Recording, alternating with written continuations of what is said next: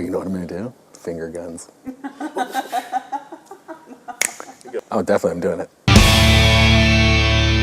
All right, guys, we got new limited edition apparel. There's 2 designs, as with all the limited edition apparel. It's only while supplies last. This is the Blue Illusion tee, so I guess you can act like you're stronger than you really are. It's an illusion. And the other one, work harder, not lazier, or you could just work really, really hard at being lazy. Doesn't matter to me. All that matters to me is that you support the podcast. So hit the link in the description or go to elitefts.com, and on the homepage, scroll down, you're going to see limited edition apparel. Click on there.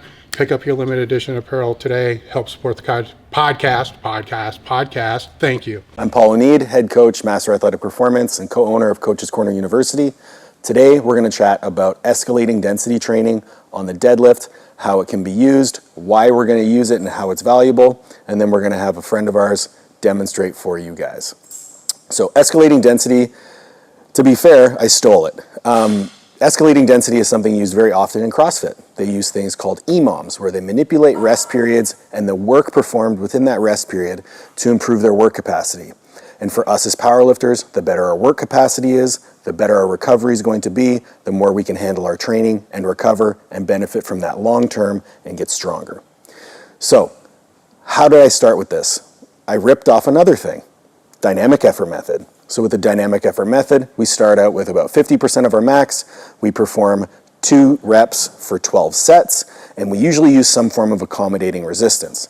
That tends to be in the 25% range. But since a lot of you don't have accommodating resistance, you could purchase it from Elite FTS, or you could just use 60% of your max, which is what we're going to start with.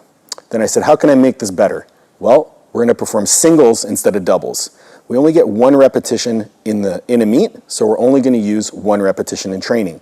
We get 24 attempts, right? 2 sets of 2 reps, 12 sets, or 1 rep, 24 sets, and we're going to do that repetitively on a clock.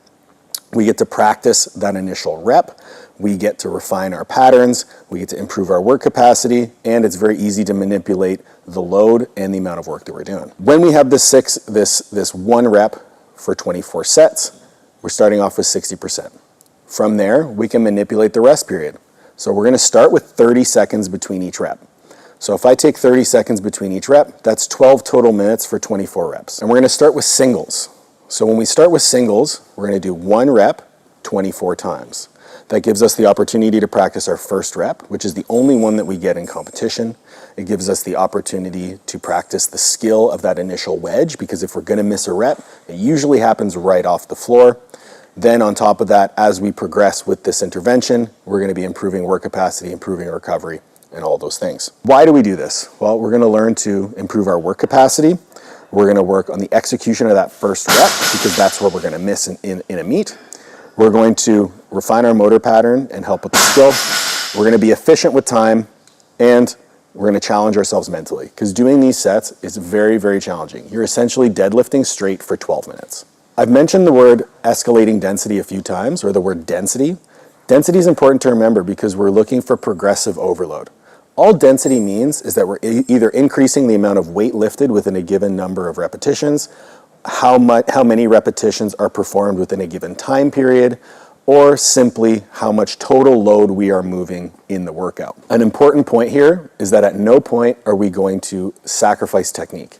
The entire reason we're doing singles is to make sure that each one of them is moved as efficiently as possible under the same conditions as you would in a competition. I'm going to give you 2 strategies to incorporate escalating density. The first one is going to be a 5-week wave, in which we add 2.5% of our max every week with that initial intervention. So we're going to start with our 60% for 1 rep for 24 sets, and we're going to use 30 seconds of rest. Then the next week we're going to go to 62.5, then 65, 67, and then 70. Again, ripping off dynamic effort method, if you go to 70, you got to drop the number of total repetitions if you want to stay within that optimal range. Once you get to 70, typically you deload, right? You want to structure deload somewhere into your training. But what we're going to do instead is we're going to undulate back down to 60%, which is going to be a deload in intensity, and we're going to change the sets and reps. In this instance, we're going to decrease our rest interval. So we're going to go from 30 seconds between reps to 20 seconds between reps. That's going to lower the total number of time to perform 24 reps from 12 minutes to 8 minutes. We're going to perform that same wave of 60, 62, 65, 67, 70, and then we're going to reset back to 60, go back to 12 minutes, but we're going to do 2 reps every minute. Now the rest period has gone from 20 seconds to a minute, but we're increasing from a single to a double. We'll repeat that wave. Once we finish that, we'll repeat again. We'll go back down to 60%. We will keep the rest interval the same, that EMOM, that every minute on the minute, but we're gonna go to 3 reps for 8 sets. Again, decreasing from 12 minutes to 8 minutes. We're gonna go through the wave. We're gonna go back to 60% for 4 reps, 6 sets. We're going from 8 total minutes to 6 total minutes. And then you guessed it, you're gonna go to 5 reps, 5 sets, every minute on the minute, doing 5 minutes of work with 24 total reps. You've worked within 60 to 70% of your max. You've had the opportunity to build up a ton of work capacity. You've challenged yourself mentally, and now you've essentially decreased the total amount of time it took you to perform 60% for 24 reps down from 12 minutes all the way down to 5 minutes. Some alternate strategies you could use here. You could incorporate accommodating resistance. If you were to do that, all I would do is just decrease the percentage of the bar load, and then you could run through that entire same progression. You could also linearly increase the intensity while simultaneously dropping the volume. So you could standardize your rest interval. So if you start at 60% for 24 singles every 30 seconds, you can continue to add 2.5% up to the point you have to do a rep drop to continue hitting the reps.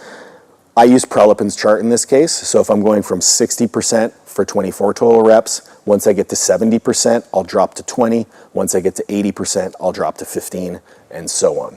This will give you a tremendous opportunity to continue practicing singles. You're not necessarily increasing the density of your training, you're just linearly progressing, but it does continue to take advantage of that increased work capacity and the ability to practice that first rep.